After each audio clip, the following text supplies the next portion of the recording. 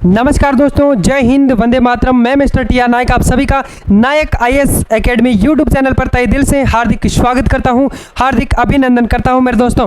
तो आज के इस सेशन में हम लोग पढ़ेंगे साथियों भारत के भूगोल के अंदर भारत की मिट्टियों से संबंधित जो भी एग्जाम की दृष्टि से जो महत्वपूर्ण प्रश्न बनते हैं उन सभी का आज के इस चैप्टर में हम लोग है जो कि डिस्कस करने वाले हैं मेरे दोस्तों।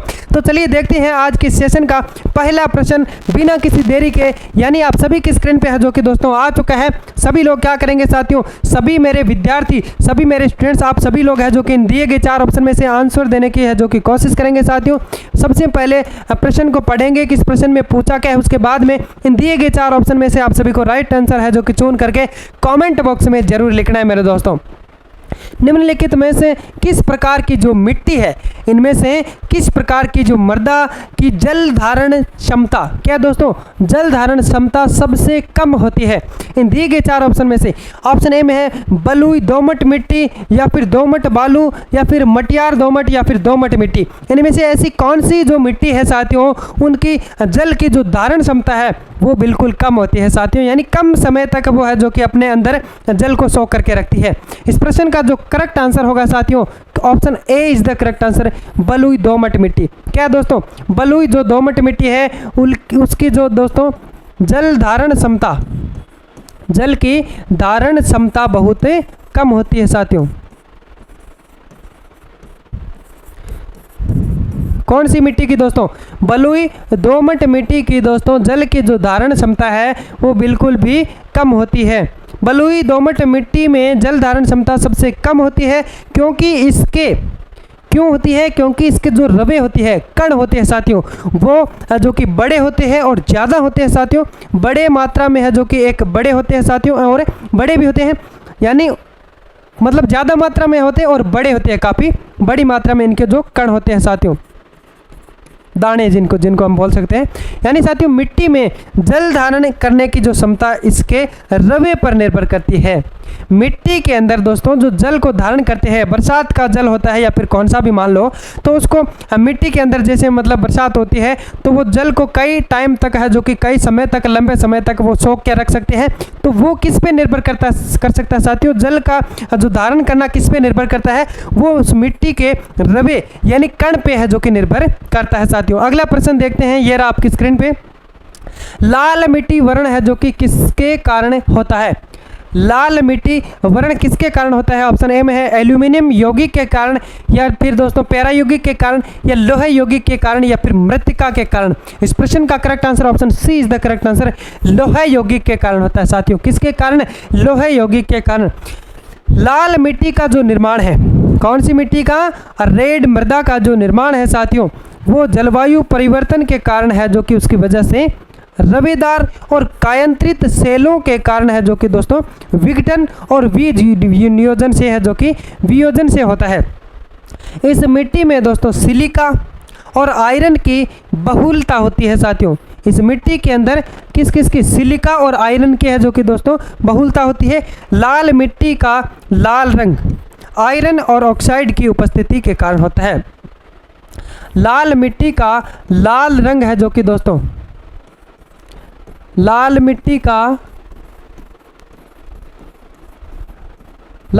लाल रंग किसके कारण होता है साथियों?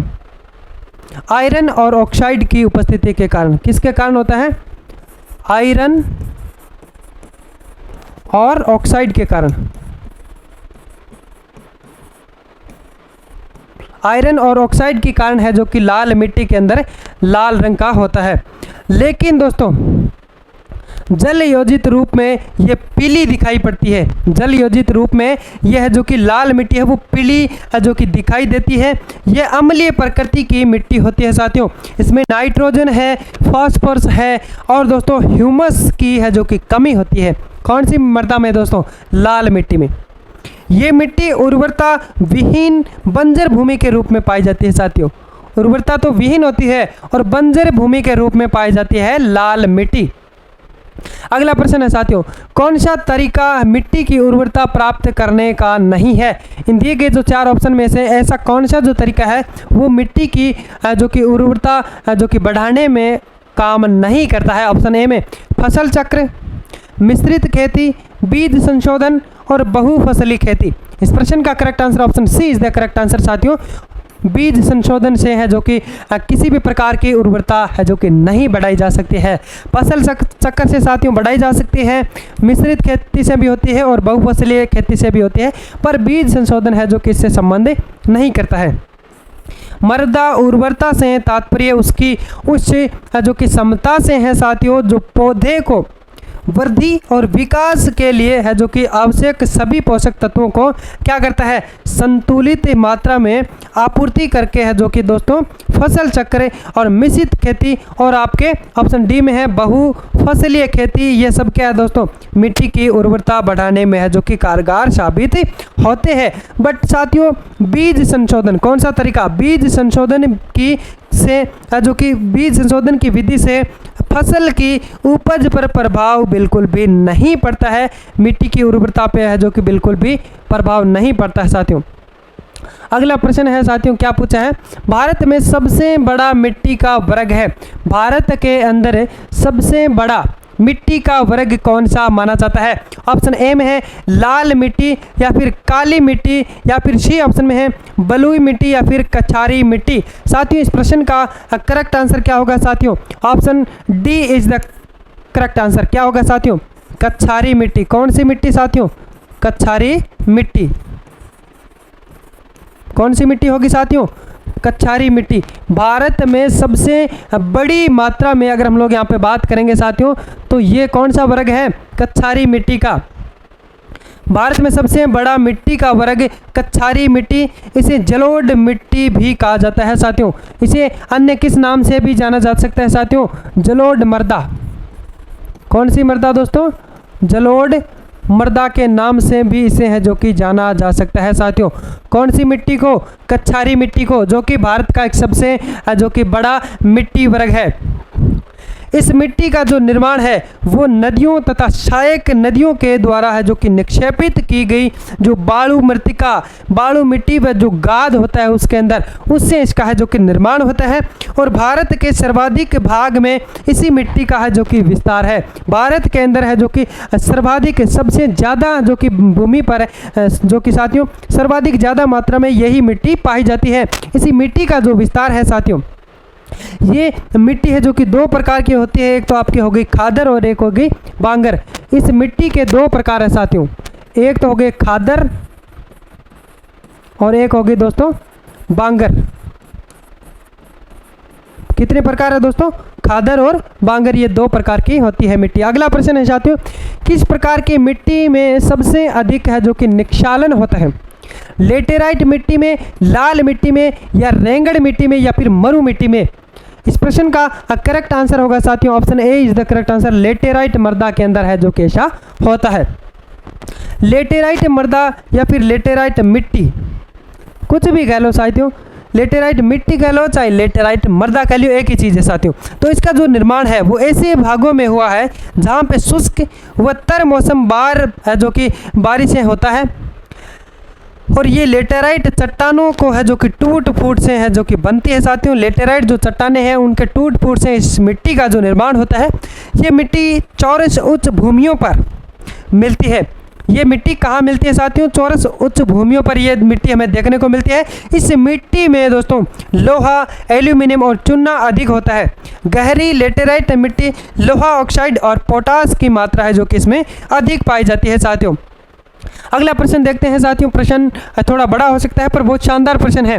शानदार तरीके से अच्छे से इस प्रश्न को पढ़े, उसके बाद में दिए गए कथन को है जो कि समझे कि इस प्रश्न का राइट आंसर क्या होगा।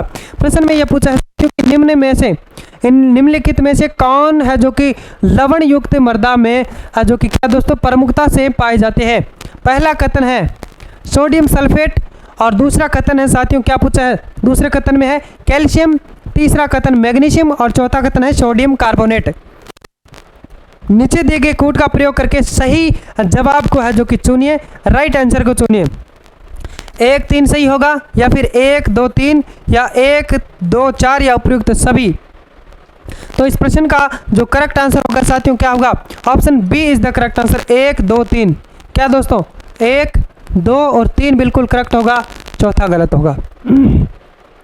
अब इसके बाद में साथियों हम लोग यहाँ पे पढ़ लेते हैं कि लवण युक्त मृदा में लवण युक्त मृदा के अंदर जो सोडियम, पोटेशियम और मैग्नीशियम का दोस्तों अनुपात वो अधिक मात्रा में देखने को मिलता है। ये है जो कि दोस्तों अणु उर्वरक होती है, उर्वरक नहीं होती है साथियों, उर्वरक बिल्कुल भी नहीं होती है, यह अणु उर्वरक होती है। और इसमें किसी प्रकार की वनस्पति नहीं उगती है, इस मिट्टी के अंदर किसी भी प्रकार के है जो कि वनस्पति नहीं उगती है। क्षारीयता का अर्थ है सोडियम लवणों की प्रमुखता, विशेष रूप से सोडियम कार्बोनेट की। अगला प्रश्न देखते हैं साथियों, ये रहा आपकी स्क्रीन पे कि धान की खेती के लिए सर्वाधिक आदर्श मिट्टी कौन सी मानी जाती है। धान की फसल के लिए सर्वाधिक यानी सबसे अच्छी मिट्टी कौन सी है साथियों, जिसमें धान जो कि अच्छी मात्रा में और आसानी से है जो कि हो सके। ऑप्शन ए में है लेटेराइट मिट्टी, लाल मिट्टी, जलोढ़ मिट्टी, या फिर ऑप्शन डी में है दोस्तों काली मिट्टी। जलोढ़ मिट्टी का अन्य दूसरा नाम क्या है साथियों, कछारी मिट्टी। कौन सी दोस्तों, कछारी मिट्टी, यानी जलोढ़ मृदा का दूसरा नाम क्या है साथियों, कछारी मृदा। इस प्रश्न का राइट आंसर बिल्कुल आपका है जो कि जलोढ़ मिट्टी होगा साथियों। क्या होगा साथियों, जलोढ़ मृदा।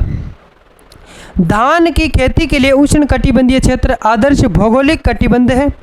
धान की खेती के लिए सबसे जो कि अच्छी गुणवत्ता वाली है, जो कि अच्छी माने जाने वाली मिट्टी है साथियों जलोढ़ मिट्टी, यानी कछारी मिट्टी। काली मिट्टी कपास के लिए, काली मिट्टी किसके लिए अच्छी है साथियों, कपास के लिए। काली मिट्टी कपास के लिए है जो कि बिल्कुल अच्छी मानी जाती है। और धान के लिए साथियों जलोढ़ मृदा, जलोढ़ मृदा किसके लिए अच्छी मानी जाती है साथियों, धान के लिए, धान की फसल के लिए। उसके बाद में हम लोग यहाँ पे बात करेंगे साथियों तो लेटेराइट मृदा और लाल मिट्टी है जो कि सामान्य मिट्टियाँ हैं।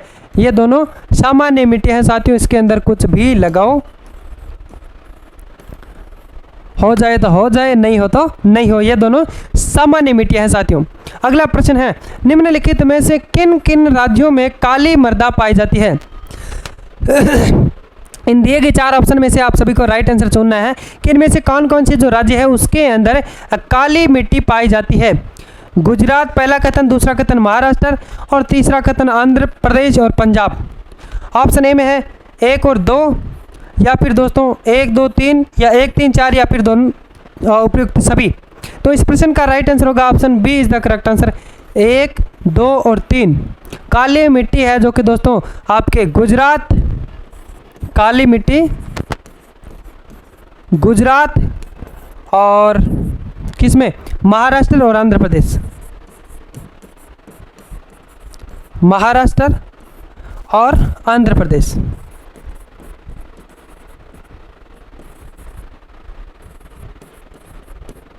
महाराष्ट्र और आंध्र प्रदेश, इन 3 स्टेट के अंदर, यानी यहाँ पे जो हमें दिए गए हैं ऑप्शन उनमें से 3 स्टेट के अंदर है जो कि काली मिट्टी पाई जाती है साथियों, काली मिट्टी पाई जाती है साथियों। उसके बाद में हम लोग है जो कि यहाँ पे बात कर लेते हैं तो काली मृदाएं दक्कन के पठार के अधिकतर भाग में पाई जाती है। इसमें महाराष्ट्र हो गए, महाराष्ट्र के कुछ हिस्से जैसे आपके उसमें महाराष्ट्र के कुछ हिस्से में, और गुजरात और आंध्र प्रदेश तथा तमिलनाडु के कुछ भाग भी इसमें शामिल है साथियों। और गोदावरी और कृष्णा नदी के ऊपरी भाग, उसके ऊपरी भागों के अंदर दक्कन के पठार के उत्तरी पश्चिमी भाग में है जो कि गहरी काली मृदा है उसके अंदर पाई जाती है साथियों। अगला प्रश्न देखते हैं, भारत के कुछ भागों में यात्रा करते हुए आप देखेंगे कि कहीं कहीं पर आपको लाल मिट्टी जो कि देखने को मिलेगी साथियों। मिट्टी के इस रंग का प्रमुख कारण क्या है, लाल मिट्टी के रंग का प्रमुख कारण क्या है। ए ऑप्शन में है मैग्नीशियम का बाहुल्य, संचित ह्यूमस या फेरिक ऑक्साइड की विद्यमानता, या फास्फेट का है जो कि बाहुल्य। इस प्रश्न का right answer option C is the correct answer, ferric oxide की विद्यमानता का कारण है जो कि ये मिट्टी लाल है जो कि हमें देखने को मिलती है साथियों। लाल मिट्टी भारत के दक्कन पठार पर है जो कि उपलब्ध है। ये तमिलनाडु के पेरियार व सेलम दोस्तों जिलों में संकेंद्रित है। लाल मिट्टी की प्रकृति है जो कि दोस्तों बिल्कुल रेतीली है।